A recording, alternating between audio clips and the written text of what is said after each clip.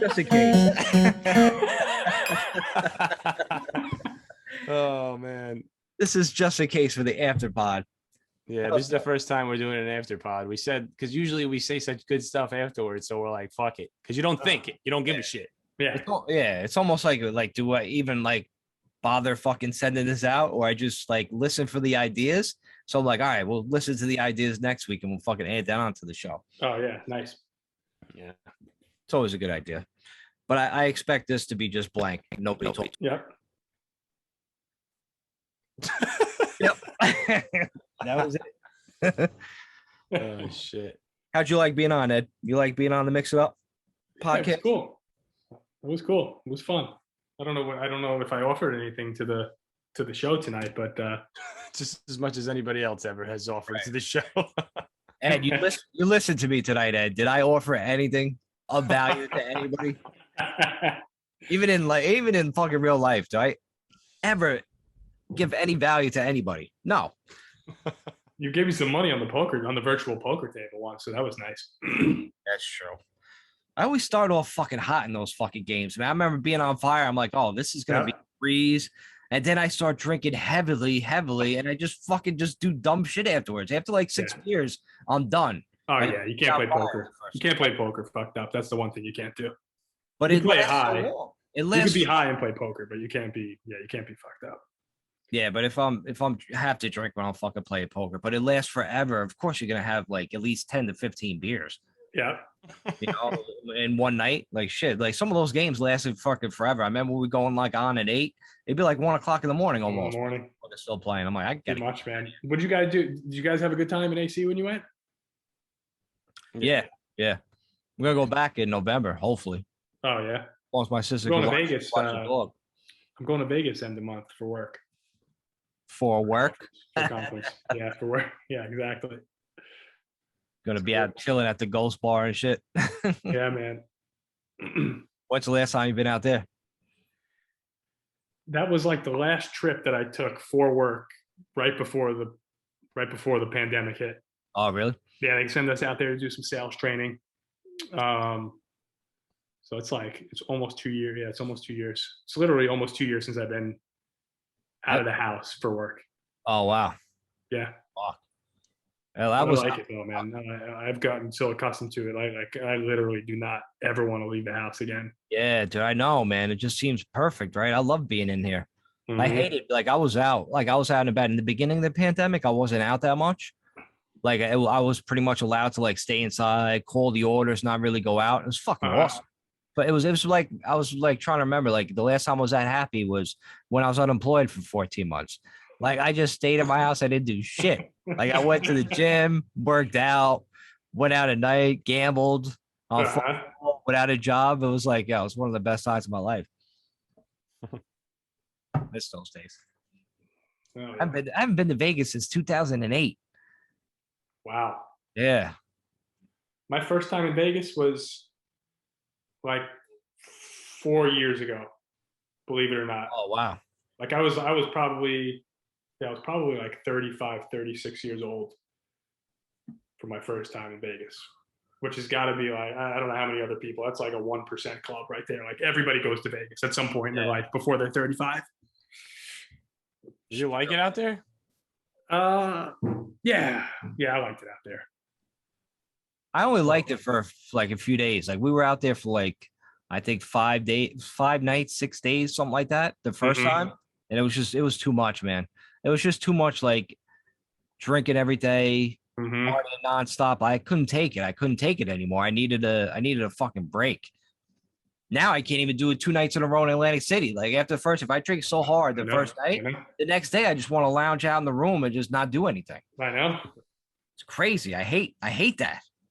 I do. Yeah, I know. Yeah, like because you want to. But day drinking is sometimes more fun than drinking at night. Yeah. You can't do both. You can't expect to have a good time at night if you've been drinking all day. You got to do one or the other.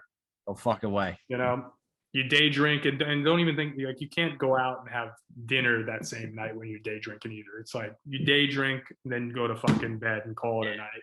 Yeah, you pass the fuck out. Yeah. Yeah, because otherwise you're just a zombie. You're just fucking zombieing around for the rest of the day. I don't really want to be on my hands and knees eating a steak at fucking like 7 o'clock at night from day drinking all fucking day. Yeah. But it was fun. It's the best part of Vegas was day drinking, being at the pool, Mhm. getting fucking long ass fucking alcoholic drinks, man, with the fucking straw and shit. I'm like, this is the life, man. But after that, yeah, it's like What after a kind of? while. I've only been to one pool party. I think it was Wet Republic, if I remember, in the MGM. Oh, dude, I That was was at sick. yo, Hard Rock was sick. The Palm one was fucking pretty dope. Like there was a lot of good pool parties, man. Yeah. Yeah, fuck, man. Now I wanna, now I wanna fucking go back. Shit. Ah, Mike, you just said that you don't day drink and then go eat a steak. Fucking, that's all we do. We go to Atlantic City. We get shit faced at fucking 10 in the morning and then fucking eat at 7 o'clock at night. All right, you caught me, Nick. You fucking caught me in a lie. God damn it. but the question is, does he enjoy it? Oh yeah. Oh fuck yeah. That's yeah, you're nothing beats me. You go down as soon as you get to Atlantic City, you just start drinking in the room and you just fucking chilling, man. Like that's like the best part. And then you start making your way, doing things, fucking eating a steak at the end of the night, gambling until like 3 a.m, and then just fucking passing out.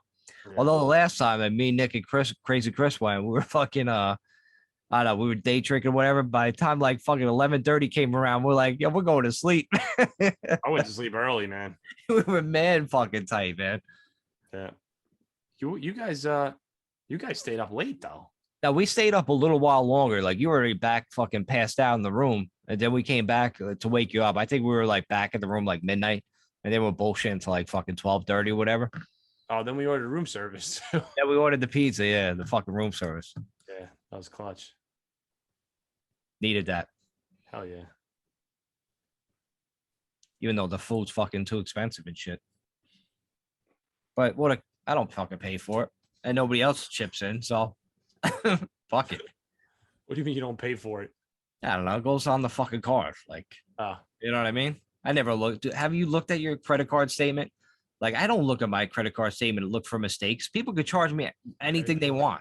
Same way. You know what I mean? If it's like 20, 30 bucks, like if it's like $500, yeah, I'll know something's up. Like, I didn't buy those fucking Ray-Bans at Sunglass Hut. Like I know something would be up, but like if you charge me like 10 bucks, 15 bucks, I won't fucking know. No, I'm the same way. Even in the supermarket, like I go cash out $300 worth of food and beverage. Don't even look at the fucking like the lady's just saying it was like wah, wah, wah, wah. Stick the credit card in the friggin' thing. She's like, you want the receipt? Nope. You walk out of the door and you're like, I literally don't know what that was. Whether it was 150 or $350. Hmm. You know? Yeah, fucking. And then I think to myself, like you know, for the social class like that we grew up in, and probably the hard times maybe that our parents probably went through, like nobody's really loaded, right? And our group of friends and that kind of thing. It's like that's I mean, being able to do that and not really like penny pinching in that aspect is like, I don't know, it means that we're not doing that bad in life, actually. Yeah, that's true. Absolutely right. Could be a lot worse, man. I've seen people. Like, I worked at a supermarket when I was a kid, and I used to be mad quick on like the register, like bloop bloop bloop, fucking scanning all the fucking groceries, right? Mm-hmm. Well, I remember a couple of times people like I was doing it so fast, they're like slow down, because they wanted to see the prices pop up. Yeah. But I was like, hell no, man. I'm like, this is my life right now. Like, I'm about to win this shit. I'm like, You judge the employee of the month and all that stuff. hell yeah. I'm like, boom. I was the same way, dude. Which supermarket were you at? Food Emporium back in the day, close Yeah. to you, yeah, in the hippie town, not Bronx, but it has a bill at the end of it. Yeah, I was in Stop and Shop in Yonkers at like 14 years old, dude. And no, you're right though. I mean, people were like, who was paying with like, you know, welfare checks? Who was taking like, oh no, can you take that off? Can I take this off? Take the chicken off? And then like, how much is it at now? You know, like people were struggling back in the day. I guess even today, really. Not to incriminate myself, but like I remember doing like the front end manager job, and my friend was on the register, and we had a mutual friend of ours go on the register to buy like a whole bunch of stuff, or not really buy, but come on his line, and he wouldn't ring him up. He fake ring him up. He put like the hand over it, whatever. Mm-hmm. So we had like a big ass barbecue with mad steaks, burgers for like fucking $3. You know what I mean? Yeah. And it's one time, our friend's name was like, there was two of them that came online, Abraham and Bobocar. right? Abraham and Bobakar came on my friend Mike's line and bringing all this food. I'm like, all right, you got to be careful. Don't be like suspicious or whatever.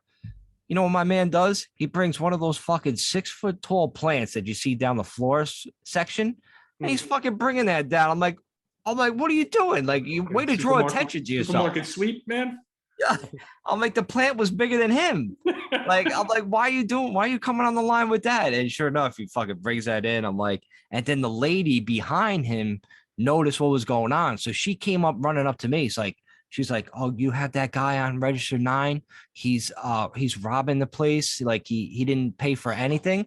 And I'm like, okay, ma'am, I'll write him up right away. He won't be working here for that long.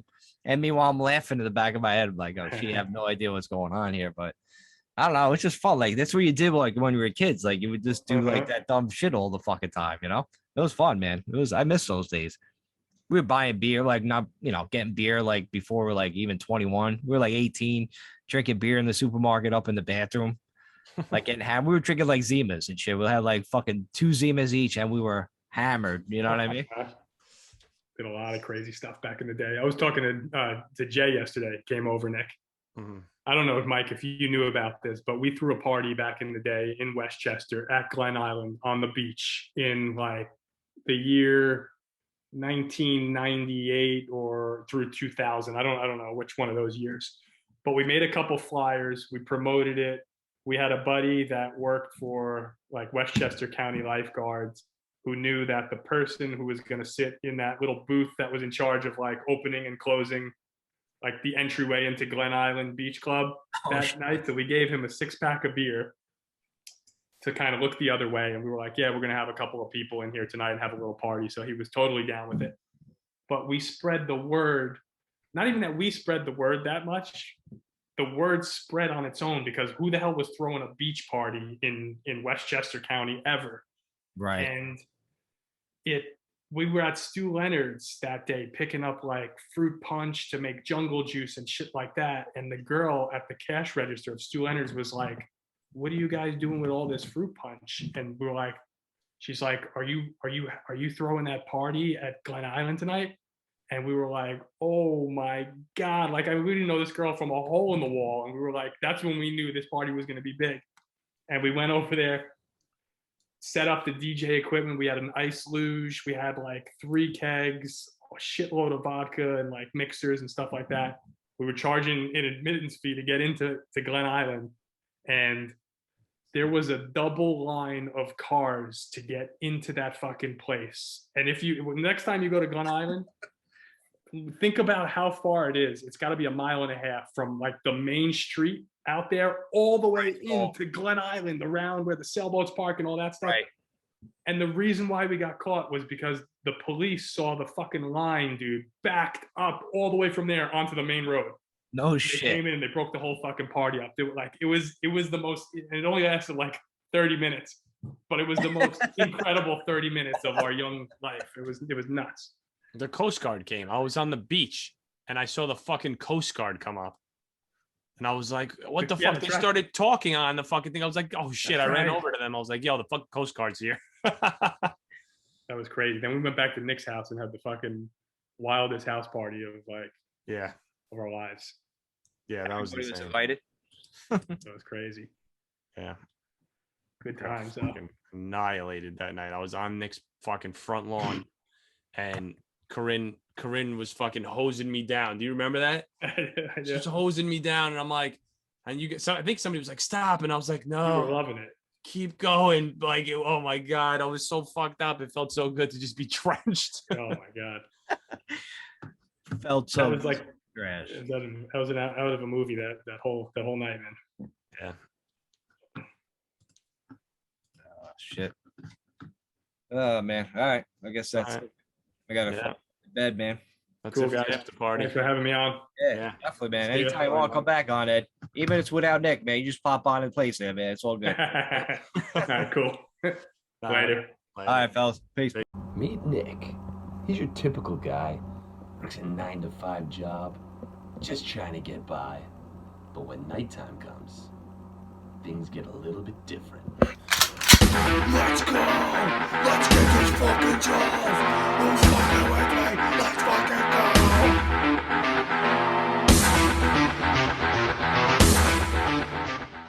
I'm the cat in the box.